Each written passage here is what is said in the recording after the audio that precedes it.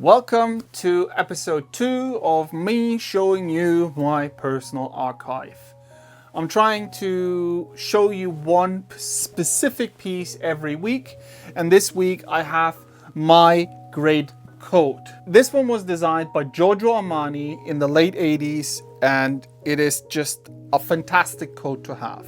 Every person should have a coat, a proper coat in their wardrobe. I found this, I would say 5 years ago on a flea market. Why do I love this coat so much? One thing is, it's a Giorgio Armani, and Armani is one of my absolute all-time favorite menswear designers.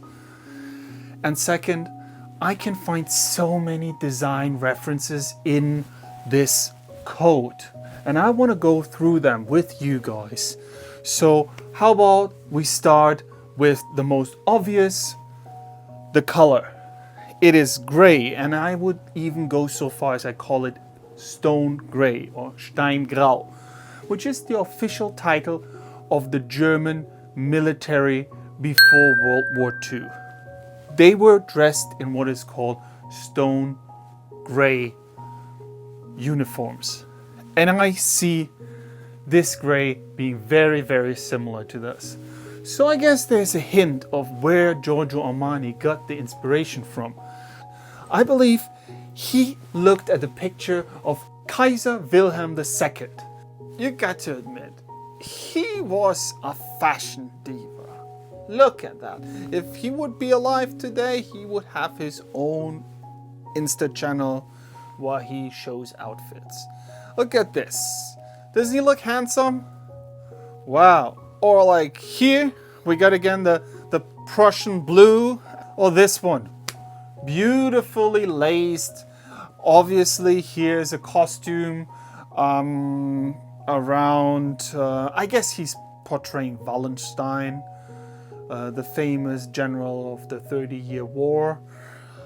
This one as well, oh my god, I guess he kind of wanted to be like King Louis or so, like the Sun King. Here we have another very classic one. Green as the second official, unofficial color for the German uniform people, whether it's been army or police, is green. One is Prussian blue. As I can't show you Prussian. I'm just got like, yes, we're sidetracking here a bit, but I'm sorry. Keep that in mind. Here, I want to show you Prussian blue. This is the Prussian blue. It's a very deep blue. This is from the German-French War of 1880-81, and you can see again the inspiration for this lining comes definitely from military garments from the Kaiserreich. And obviously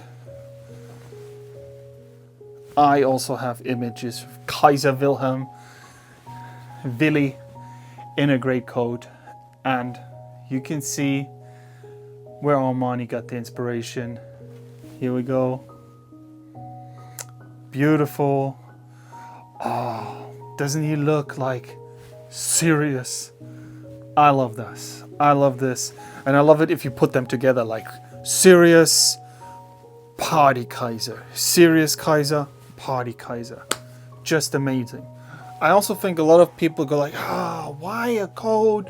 Like, we're not in the 1920s anymore. And yes, you're right. There is no real reason to wear a coat or a great coat or watch coat other than your general fashion appearance.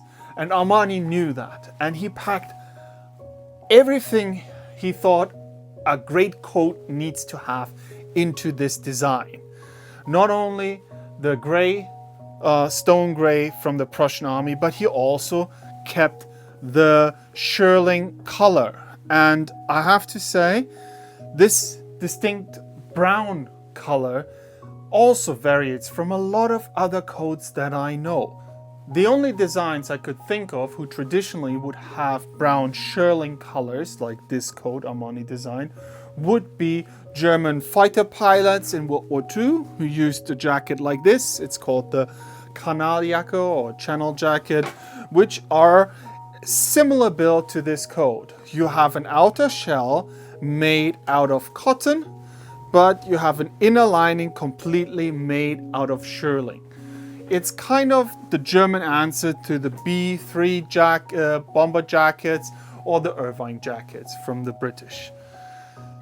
He took all this inspiration that he gathered from this period and manifested in this coat.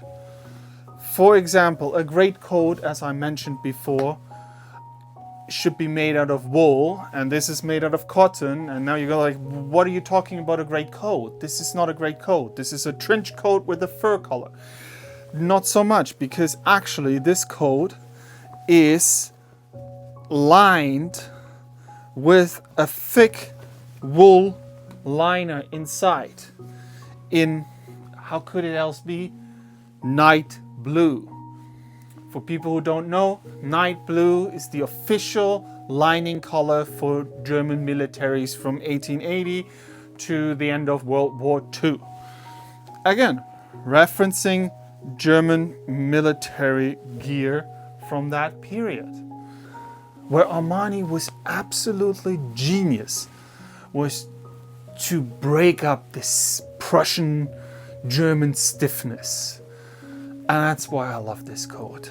He made the line fluent. As I mentioned before, he chose raglan sleeve, not only for better movement, but also to make this coat appear less intimidating, less military, and more elegant, more dress up, like in terms of classic menswear dress up.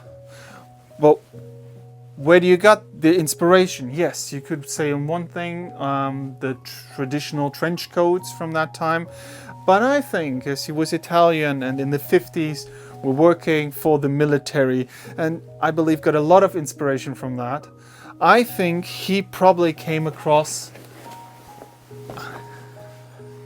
a jacket like this. For the people who don't know, this is a dispatch rider's coat from the Italian army, produced in the 1940s, 50s. It's not a war production, it's post-war, late 40s, 48, 49. And they were produced till way into the 60s. They were used for motorcycle riders. And if I look at the silhouette from this one, with the raglan, the steepness of the seam at the shoulder, the width of the collar, and the position of the pocket and the belt, I see very similar pattern emerge here. I just recently realized that. I haven't had this coat for so long. A friend of mine whose father was a lieutenant colonel in the Italian army gifted me this one for my birthday. And when I saw it, I was like, wow, that is like one heavy leather jacket. But honestly, it is surprisingly elegant if you wear it. And I guess that's what Armani was looking for when he designed like this coat. I have to admit, I was not really able to wear this coat a lot because, yes, as you might know, I have 2 kids and the youngest, she's 2 years old. So my job is to constantly knee down to her level and help her with all sorts of things like blowing the nose, getting jackets on, shoes on, scarves, especially in winter now. And I'm scared to wear this coat because I don't want this luxury designer coat to be like dragging on the dirty sidewalks all the time. So that's why I keep it in the closet for now. But that's the good thing with archive fashion and vintage fashion. They're timeless. So I will have this in my closet, and when the time is right, I have the most badass coat to wear. So, conclusion for this Giorgio Armani black label coat. Two things. First, I adore this fusion of classic menswear and Italian design with German design. It's the perfect mix.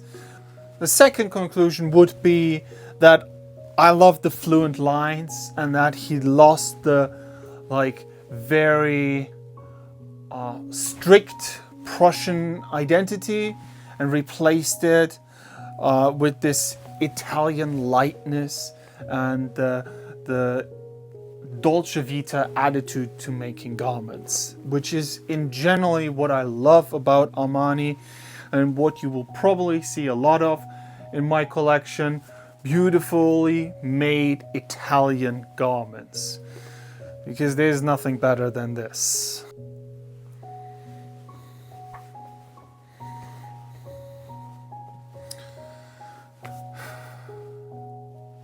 My conclusion for this Giorgio Armani great coat: I adore garments where you can find so many historic references, tailoring references, fabric references, and combine that, and still, even though all these references are military based, create something that looks classic, that looks elegant, and that doesn't look too outdoor army gear-ish, but rather sophisticated and purpose-made.